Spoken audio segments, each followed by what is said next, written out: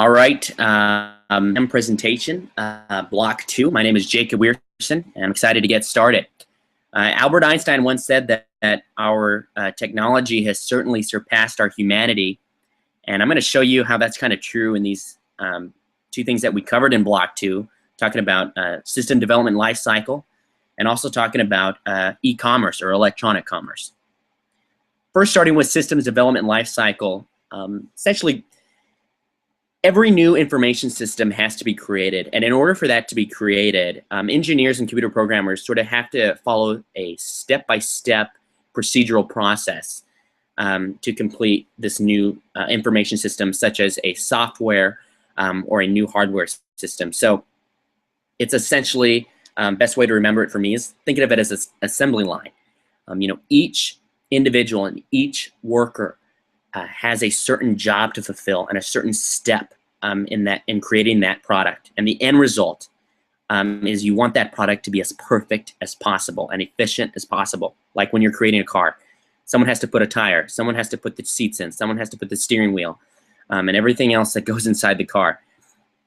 Everyone has a job to create in that product, and that's the same for system development lifecycle. There's an organization of steps. There's many ways to do this system development lifecycle. This is just kind of a general step-by-step process. At first, the engineer and the computer programmer would like to analyze a new information system. For example, if it's a software, they want to analyze the current software. They want to see what's wrong with it, how they can make it better. Next, they're going to design a brand new system, one that is better and more efficient. Next, you're going to develop it, and you're going to propose this new software system, and you begin to develop it. You begin to put in the details. What exactly is this software going to be comprised of? What is it going to produce? How is it going to be beneficial? How is it going to be more efficient? Next, you're going to test it. You're going to actually put it in and implement it, and you're going to test it, and you're going to see how it runs. You're going to install it. You're going to see if you need to fix some more things, if there's any bugs or if there's any quirks or anything like that.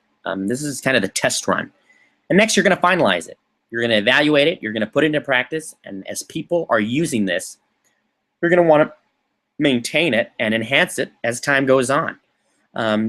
Just in case, a software does stop working or it isn't compatible with this certain computer or whatnot. And that's just kind of an overview of the organization of steps for the life cycle. And, the end product is you want it to be satisfactory for everyone. You want it to be satisfactory, for example, if you're using a software like Adobe, you want Adobe to be satisfactory for the customers who downloaded it. And you want to be satisfactory for engineers and computer programmers who will want to maintain it and update it and make it more efficient. Next, we're going to talk about e-commerce or electronic commerce. Best way to remember this and to think of this is obviously online shopping. We do it all the time. It's very common. That's the easiest facet, I feel like, and the most common facet for e-commerce. But there is so much more in electronic commerce. Essentially any business transaction that is conducted through the internet. Great example of this is when businesses and organizations will send emails to their customers telling them about the latest sale, what's happening this month in the organization, what new products are being produced.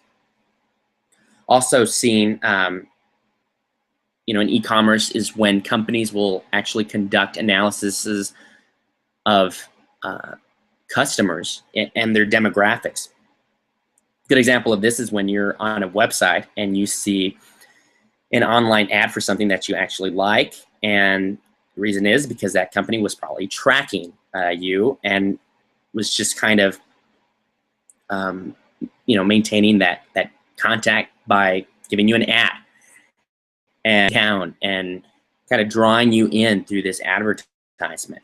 Good example of this was for me, got an advertisement for the greatest show on turf reunion for the St. Louis Rams. That's happening next Monday or next Sunday.